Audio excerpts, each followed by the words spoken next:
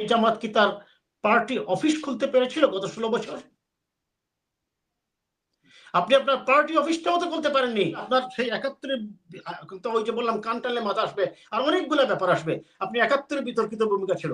আপনি ৮৬ সালে এরশাদের অধীনে নির্বাচনে চলে গেলেন। মনে করলেন খালেদা জিয়া তো রাজপথে থাকবে, গৃহবধূ কিছুই করতে পারবে না। কিন্তু বিএনপি তার আপোষহীন পরিচ্ছন্ন রাজনীতি নিয়ে কথা বলছে।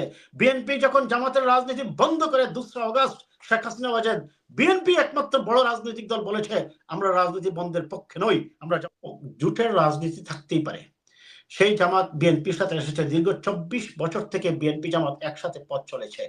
রাজনীতিতে জোটের দফার ভিত্তিতে ঐক্য হওয়ার অর্থ এই নয় যে দলগুলো। জনাব আজহারী সাহেবের এই বিষয়টা নিয়ে আসলে আলোচনার প্রসঙ্গই আসতো না, যেহেতু আপনি আলোচনায় রেখেছেন সেই কারণেই আসছে। আজহারী সাহেব এমন কোনো ইম্পর্টেন্ট কোনো পার্সন হয়ে যাননি, যাই হোক তিনি একজন ইসলামী বক্তা, একজন ইসলামিক স্কলার।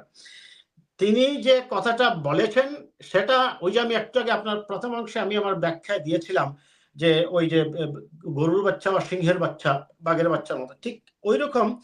যেহেতু একইভাবে দেলোয়ার হোসেন সাইদি সাহেবও আগে একজন ইসলামিক বক্তা ছিলেন, জামান ভাই আমি এখানে একটা প্রশ্ন জামাতে যোগদান করেছেন।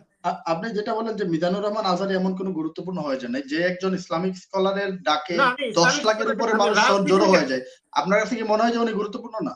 না, আমি গুরুত্বপূর্ণ বলতে সরি, আমি যদি আপনি বলেন এটা আমি কারেকশন করব। উনি পলিটিক্যালি, আমি বলছি পলিটিক্যাল রাজনৈতিক দিক, রাজনীতি না। ইনি একজন ইসলামিক স্কলার, তিনি ধর্ম প্রচার করেন, মানুষকে ধর্ম নিয়ে বুঝান, আমি সেটা বোঝাতে চাচ্ছি। কিন্তু রাজনীতির ক্ষেত্রে তিনি কোন স্টেক হোল্ডার না কিংবা কোন নীতি নির্ধারণী কেউ না, আমি সেটা বলতে চাচ্ছি। যাই হোক, আমার আরেকজন দর্শক অত্যন্ত সুন্দরভাবে বলেছেন এই কথাগুলো আমি ফেসবুকে দেখি, খুব সস্তা কিছু কথা আছে এই কথাগুলাই।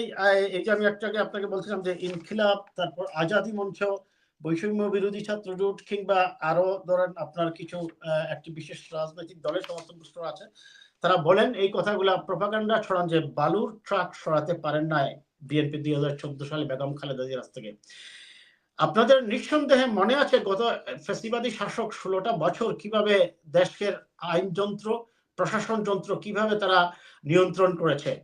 বালুর ট্রাক বিএনপি সরাতে পারে নাই। Can I ask you gently, আপনি যে জামাতের পক্ষে কথা বলছেন সেই জামাত কি তার পার্টি অফিস খুলতে পেরেছিল গত 16 বছর? আপনি আপনার পার্টি অফিসটাও তো খুলতে পারেননি। অবশ্যই সেটাও অন্যায় করেছে আমি বলবো ফ্যাসিবাদী শাসক, এবং বালুর ট্রাক দিয়েছে নিঃসন্দেহে তার ক্ষমতাকে দীর্ঘায়িত করেছে। দুইটাই তো অন্যায়। আপনি বালুর ট্রাকের কথা বলছেন কিন্তু আপনার পার্টি অফিসই খুলতে পারেননি, সেটা তো আপনি বলেননি। কিন্তু আপনারা, এবং এই আলোচনার সাথে আলোচনাটা চলেই আসে, আমাদের আলোচনার স্টাইল দেখে, ধরন দেখে মনে হয় আমরা, দেখুন, কারণ যেহেতু আওয়ামী লীগকে ক্ষমা করে দিয়েছেন ডাক্তার শফিক সাহেব, তাই জামাতের সকল লোক এখন আওয়ামী লীগকে দোয়া তুলসী পাতা বানিয়ে দিয়েছেন। তারা এখন মানে একেবারে কি বলা যায়, একেবারে সমাজের দোয়া তুলসী পাতা হয়ে গেছে আওয়ামী লীগ। এখন তাদের কাজ হচ্ছে আওয়ামী লীগ পালিয়ে গেছে, বিএনপিকে যেভাবে পারো সমালোচিত করো, বিএনপির বিরুদ্ধে প্রপাগান্ডা চালাও, এবং তাদের আলোচনার স্টাইল এবং ধরন দেখলে মনে হয় গত 16টি বছর আওয়ামী লীগ নয় বিএনপি ক্ষমতায় ছিল। আপনি আওয়ামী লীগকে ক্ষমা করে দিচ্ছেন আর বিএনপিকে সমালোচনা করছেন, বিএনপি অপরাধ করেছে। বিএনপি তো 16 বছর ক্ষমতায় ছিল না। কাজেই এগুলা যখন করা হয় তখন এই রাজনীতিক যে অক্ষ এবং এই ফ্যাসিবাদের বিরুদ্ধে যদি এই রাজনৈতিক অক্ষ না থাকে, পরিণতিতে যদি কোনো কারণে পা পিছলে কারা লাভবান হবে একটু আমাদের আর মানে বোঝা উচিত। আর সে কারণেই আমি রবি ভাইয়ের এই কথাটা বলবো যে অল্পতেই আমরা আবেগপ্রবণ হয়ে যাই, অল্পতেই আমরা অতিমাত্রায় পাওয়ার জন্য উদ্গ্রীব হয়ে যাই। আওয়ামী লীগ চলে গেছে, এখন বিএনপিকেও সরিয়ে দেবো, আমরা ক্ষমতায় চলে আসবো, বিভিন্নভাবে দলীয় লোককে নিয়োগ করব, নির্বাচন চাইবো না, নির্বাচন দূরে সরিয়ে দাও, সংস্কারের কথা বলবো। আপনি সংস্কারের কথা বলছেন জাতীয় নির্বাচনের ক্ষেত্রে, ঢাকা বিশ্ববিদ্যালয়, জাহাঙ্গীরনগর বিশ্ববিদ্যালয়ে বলছেন নির্বাচন এখন চান। ওয়াই? আপনার কি এডুকেশন সেক্টরের রিফর্মের প্রয়োজন নেই? আপনার এডুকেশন সেক্টরে কি যে দলীয়করণ করেছে আওয়ামী লীগ গত 16 বছরে, যে র্যাগিং করেছে বিশ্ববিদ্যালয়গুলোতে, আপনারা কি এই ধরনের পরিস্থিতি বন্ধের জন্য সব আইন কানুন কালাকানুন করে ফেলেছেন? শুনেন, কথা বললে অনেক কিছুই চলে আসবে, আর এই যতই এগুলা নিয়ে পানিগুলা করার চেষ্টা করবেন ততই আপনার অপরাধটা বের হয়ে আসবে। মানুষকে তো বোকা বাবার প্রয়োজন নেই, এটা একবিংশ শতাব্দী। আপনি বলছেন যে দল ব্যর্থ, দেখুন, দল ব্যর্থ না সফল এটা মেজারমেন্টের মাপকাঠি হচ্ছে নির্বাচন। বিএনপি অবশ্যই সংস্কার চায়, আর সংস্কার চায় বলেই বিএনপি তো প্রথম মুখ থেকে বাইর করেছে যে প্রেসিডেন্ট এবং প্রধানমন্ত্রীর ক্ষমতার মধ্যে ভারসাম্য। এই যে আমি কালকে দেখলাম পত্রিকায় এসেছে অনেকগুলা মানে প্রিন্সিপাল কিছু পয়েন্ট আসছে যেগুলো নিয়ে আলোচনা হচ্ছে, যে এগুলা পরিবর্তন এবং সংসদে ক্ষমতা, প্রধানমন্ত্রীর ক্ষমতার সাথে রাষ্ট্রপতির ক্ষমতার যে ভারসাম্য সহ আরো অনেকগুলা তারা প্রস্তাব করছেন।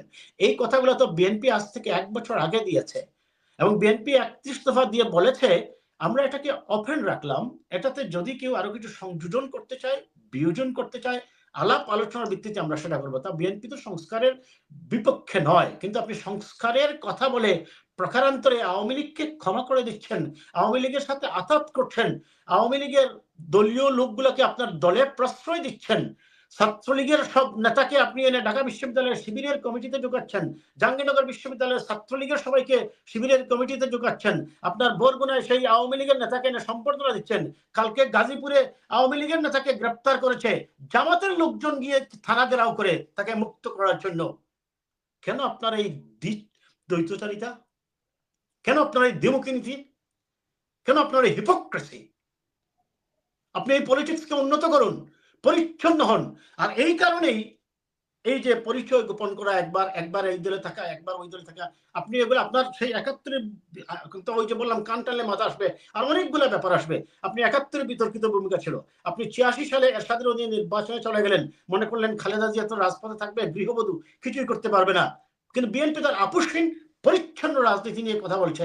বিএনপি যখন জামাতের রাজনীতি বন্ধ করে 2রা আগস্ট শেখ হাসিনা বাজেন, বিএনপি একমাত্র বড় রাজনৈতিক দল বলেছে আমরা রাজনীতি বন্ধের পক্ষে নই, আমরা জামাতের রাজনীতি রাখার পক্ষে।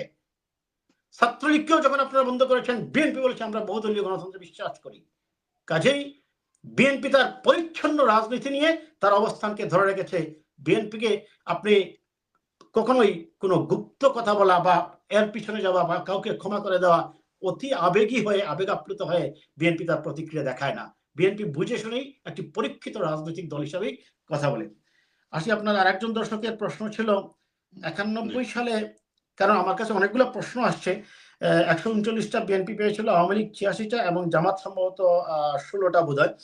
দেখুন, রাজনীতিতে জোটের রাজনীতি থাকতেই পারে। সেই জামাত বিএনপির সাথে এসেছে, দীর্ঘ 24 বছর থেকে বিএনপি জামাত একসাথে পথ চলেছে। রাজনীতিতে জোটের দফার ভিত্তিতে ঐক্য হওয়ার অর্থ এই নয় যে দলগুলাই এক হয়ে গেছে, অবশ্যই থাকবে। এখন সময়ের প্রয়োজনে জামাত মনে করছে আমরা এখন স্বয়ংসম্পূর্ণ হয়ে গেছি, তারা পৃথক হয়ে গেছে এবং পৃথকভাবে যাচ্ছে, সেটা তারা যেতেই পারে। এই জামাত তো আওয়ামী লীগের সাথেও গিয়েছিল, গিয়ে তত্ত্বাবধায়ক সরকারের জন্য আন্দোলন করেছিল, সেটা রাজনীতির সিদ্ধান্তের ব্যাপার।